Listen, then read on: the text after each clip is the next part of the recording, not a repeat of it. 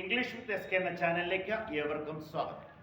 നമ്മൾ കഴിഞ്ഞ ക്ലാസ്സിൽ പരിചയപ്പെട്ടത് കൺജങ്ഷൻസിനെ കുറിച്ചാണ്. അതിൽ കോർഡിനേറ്റിംഗ് കൺജങ്ഷൻസിന്റെ ഉപയോഗത്തെ കുറിച്ചാണ് ഒരു എക്സാമ്പിൾ നമ്മൾ കേട്ടു.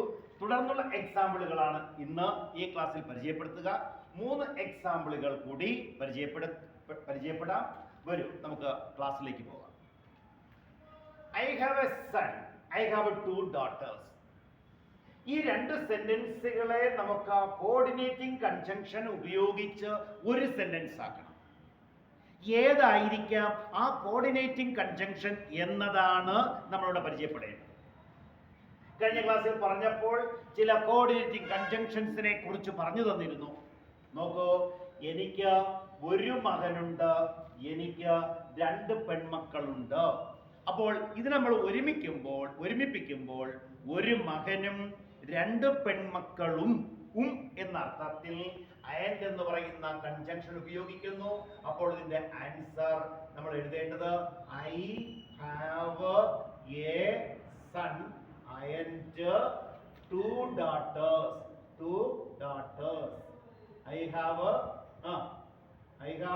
എന്താ എ സൺ ആൻഡ് പറഞ്ഞ എന്ന അർത്ഥം എനിക്ക് ഒരു മകനും 2 പെൺമക്കളും എന്ന അർത്ഥത്തിലാണ് ആൻഡ് എന്ന കൺജങ്ഷൻ ഉപയോഗിച്ചിരിക്കുന്നു. ഇത് കോഓർഡിനേറ്റിംഗ് കൺജങ്ഷൻ ആണ്. മറ്റൊരു എക്സാമ്പിൾ നോക്കാം. He studied well. He did not pass the examination. നമ്മളോടൊക്കെ കൂട്ടുകാരൊക്കെ ചോദിക്കും, നീ എല്ലാം നന്നായി പഠിച്ചോടെ? നമ്മൾ പറയും പഠിച്ചു.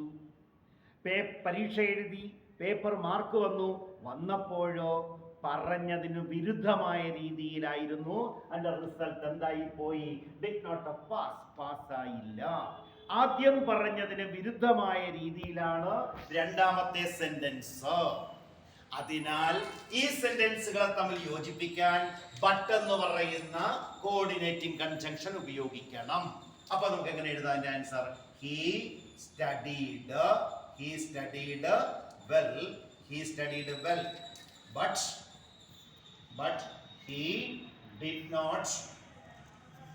did not pass the examination. He did not pass the examination. കണ്ടോ, ആദ്യം പറഞ്ഞതിന് വിരുദ്ധമായ രീതിയിലായിരുന്നു രണ്ടാമത്തെ ഭാഗം. അതിനാൽ ഇവ യോജിപ്പിക്കുന്നതിലേക്കായി ഉപയോഗിക്കുന്ന കൺജങ്ഷൻ ആണ് ബട്ട്. മനസ്സിലായല്ലോ? അപ്പൊ ഒന്നിന് ഘടകവിരുദ്ധമായി അടുത്തൊരു കാര്യം പറയുമ്പോൾ അവിടെ നമ്മൾ ഉപയോഗിക്കുന്ന കൺജങ്ഷൻ ബട്ട് എന്ന് പറയുന്ന കോഓർഡിനേറ്റിംഗ് കൺജങ്ഷൻ ആണ്. മനസ്സിലാവുന്നുണ്ടല്ലോ? മറ്റൊരു എക്സാമ്പിൾ നോക്കൂ. I drove the car fast. ഒരാൾ ചോദിച്ചു, എന്തിനാണ് ഇത്രയും വേഗതയിൽ കാർ ഓടിക്കുന്നു? അപ്പോഴാ പറയണത് ഐ വാസ് വെരി ലേറ്റ്. ഞാൻ എന്തായിപ്പോയി? വളരെ വൈകിപ്പോയി എന്നാണ് പറഞ്ഞിരിക്കുന്നത്. അപ്പൊ കാർ വേഗതയിൽ ഓടിക്കുന്ന കാരണമാണ് തൊട്ടടുത്ത് പറഞ്ഞിരിക്കുന്നു. അപ്പോൾ ഒരു കാരണമാണ് ഇവിടെ പറഞ്ഞിരിക്കുന്നത്. അതിനാൽ ഇവിടെ ഉപയോഗിക്കുന്ന കൺജങ്ഷൻ ഫോർ എന്ന കോഓർഡിനേറ്റിംഗ് കൺജങ്ഷൻ ആണ്.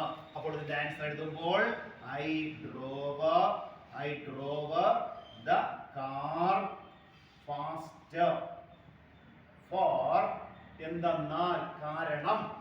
എന്താ? I was very late.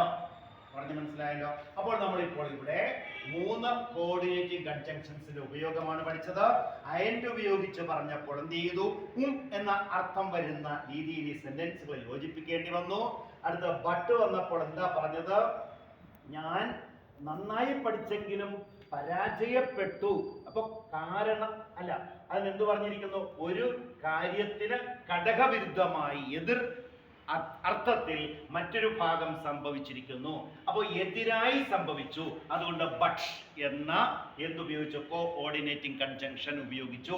പിന്നെന്താ? ഫോർ. അത് കാരണം കാണിക്കാനാണ്. വേഗതയിൽ വണ്ടി ഓടിച്ചു, കാരണം ഞാൻ വളരെ വൈകിപ്പോയി.